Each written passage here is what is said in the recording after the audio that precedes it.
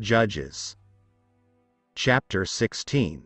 Now Samson went to Gaza, and saw a harlot there, and went into her. When the Gazites were told, "Samson has come here," they surrounded the place, and lay in wait for him all night at the gate of the city. They were quiet all night. In the morning, when it is daylight, we will kill him. And Samson lay low till midnight. Then he arose at midnight, took hold of the doors of the gate of the city and the 2 gateposts, pulled them up, bar and all, put them on his shoulders, and carried them to the top of the hill that faces Hebron. Afterward, it happened that he loved a woman in the valley of Sorek, whose name was Delilah. And the lords of the Philistines came up to her and said to her, "Entice him, and find out where his great strength lies, and by what means we may overpower him, that we may bind him to afflict him. And every one of us will give you 1,100 pieces of silver." So Delilah said to Samson, "Please, tell me where your great strength lies, and with what you may be bound to afflict you."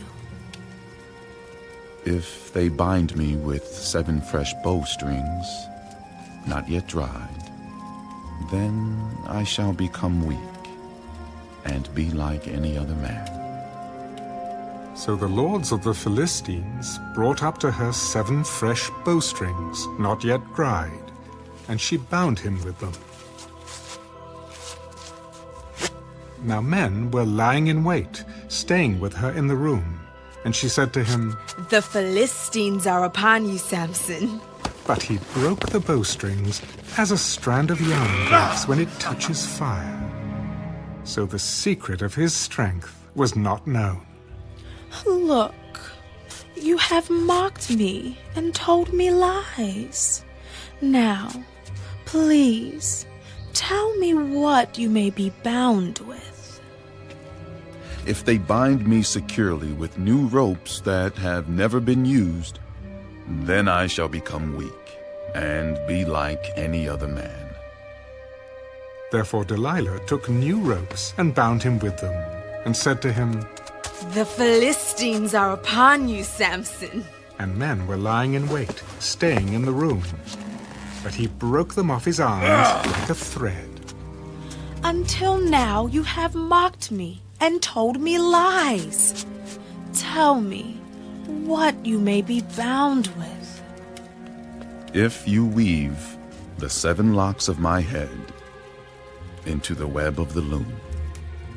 So she wove it tightly with the batten of the loom, and said to him, "The Philistines are upon you, Samson." But he awoke from his sleep, and pulled out the batten and the web from the loom. "How can you say, 'I love you,' when your heart is not with me? You have mocked me these 3 times and have not told me where your great strength lies." And it came to pass, when she pestered him daily with her words, and pressed him, so that his soul was vexed to death, that he told her all his heart. No razor has ever come upon my head, for I have been a Nazirite to God from my mother's womb.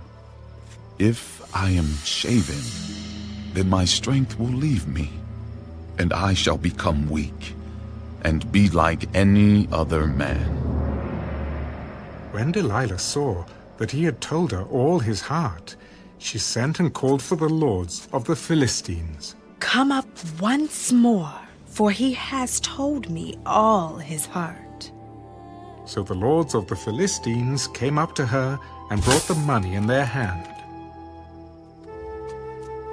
Then she lulled him to sleep on her knees, and called for a man, and had him shave off the 7 locks of his head. Then she began to torment him, and his strength left him. "The Philistines are upon you, Samson." So he awoke from his sleep. go out as before at other times and shake myself free.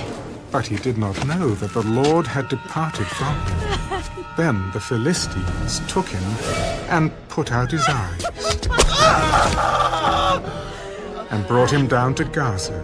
They bound him with bronze fetters, and he became a grinder in the prison. However, the hair of his head began to grow again after it had been shaven. Now the lords of the Philistines gathered together to offer a great sacrifice to Dagon, their god, and to rejoice. Our God has delivered into our hands Samson, our enemy. When the people saw him, they praised their God, for they said, Our God has delivered into our hands our enemy, the destroyer of our land, and the one who multiplied our dead.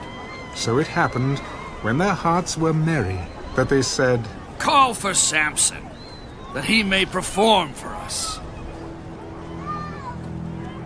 So they called for Samson from the prison, and he performed for them. And they stationed him between the pillars. Then Samson said to the lad who held him by the hand, Let me feel the pillars which support the temple, so that I can lean on them. Now the temple was full of men and women. All the lords of the Philistines were there, about 3,000 men and women on the roof, watching while Samson performed. Then Samson called to the Lord, O Lord God, remember me, I pray. Strengthen me, I pray, just this once. O God, that I may, with one blow, take vengeance on the Philistines for my 2 eyes. And Samson took hold of the 2 middle pillars which supported the temple, and he braced himself against them, one on his right and the other on his left. Let me die with the Philistines! And he pushed with all his might.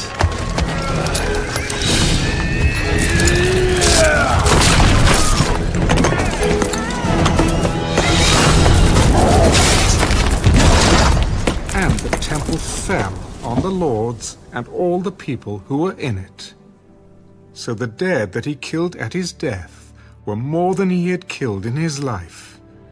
And his brothers and all his father's household came down and took him, and brought him up and buried him between Zorah and Eshtaol, in the tomb of his father Manoah. He had judged Israel 20 years.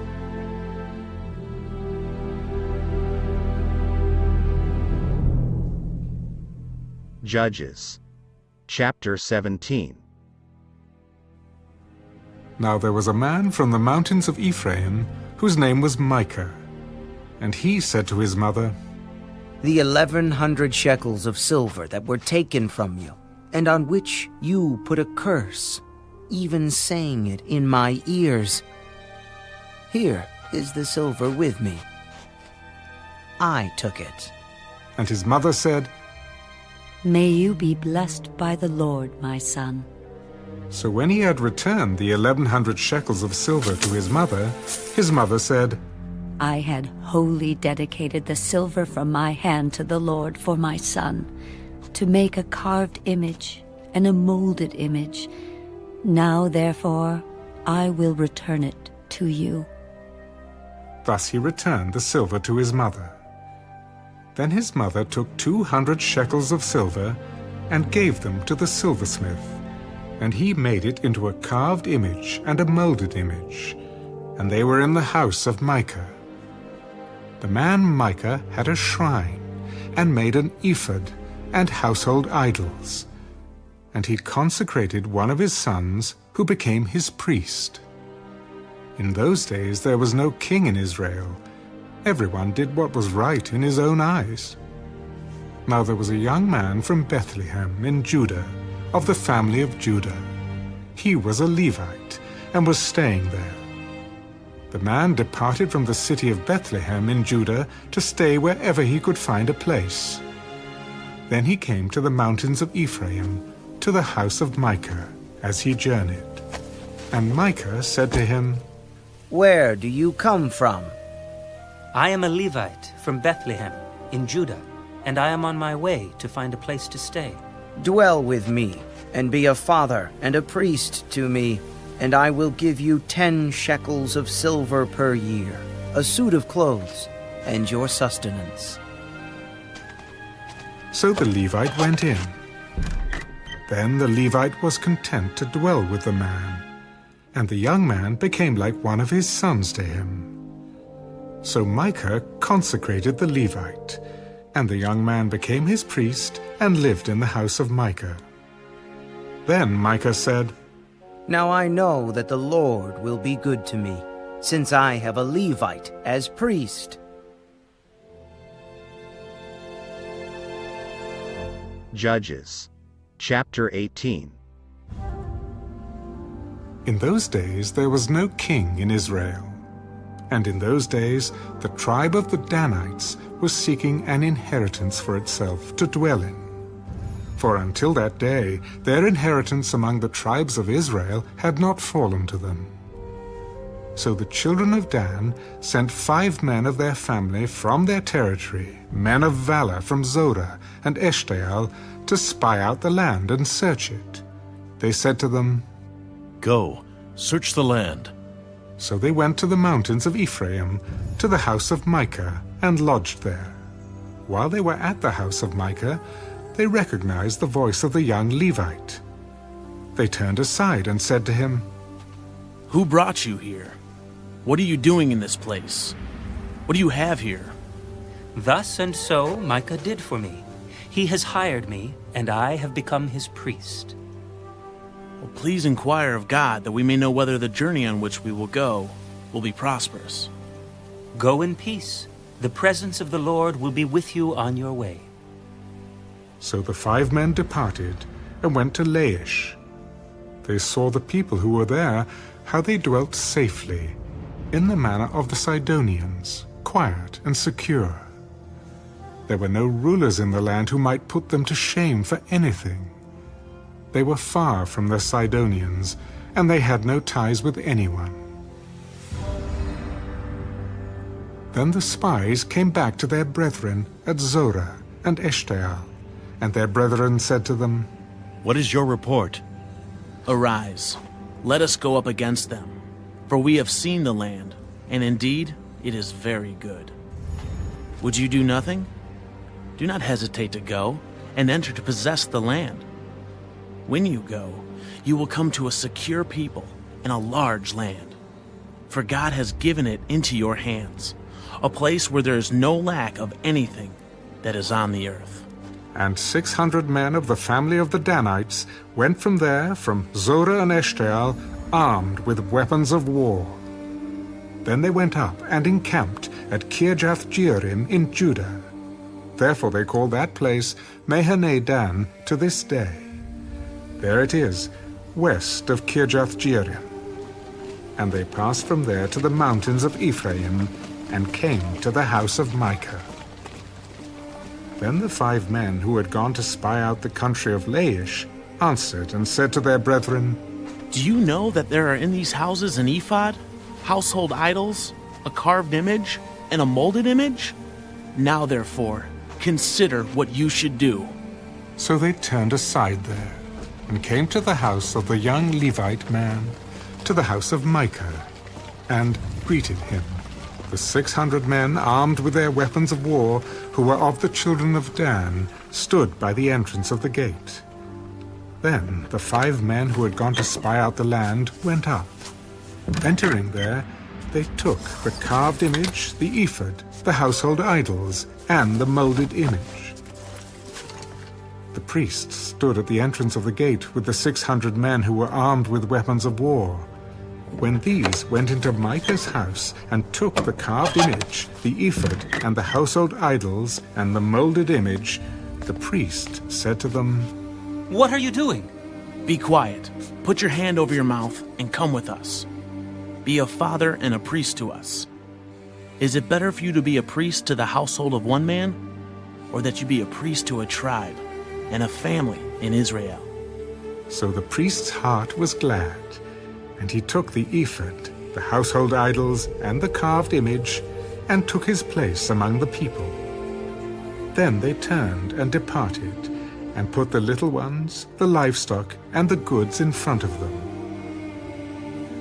When they were a good way from the house of Micah, the men who were in the houses near Micah's house gathered together and overtook the children of Dan. And they called out to the children of Dan.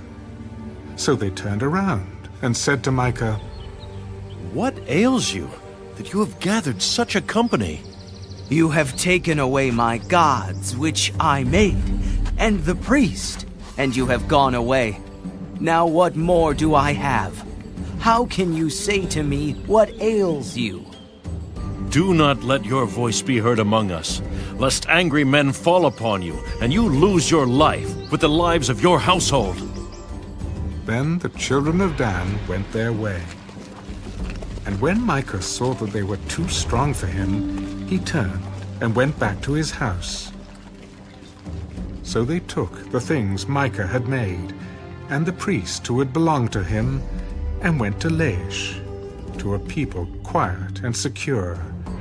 And they struck them with the edge of the sword, and burned the city with fire. There was no deliverer, because it was far from Sidon, and they had no ties with anyone. It was in the valley that belongs to Beth Rehob. So they rebuilt the city, and dwelt there. And they called the name of the city Dan, after the name of Dan their father, who was born to Israel. However, the name of the city formerly was Laish. Then the children of Dan set up for themselves the carved image. And Jonathan, the son of Gershom, the son of Manasseh, and his sons were priests to the tribe of Dan until the day of the captivity of the land. So they set up for themselves Micah's carved image which he made, all the time that the house of God was in Shiloh.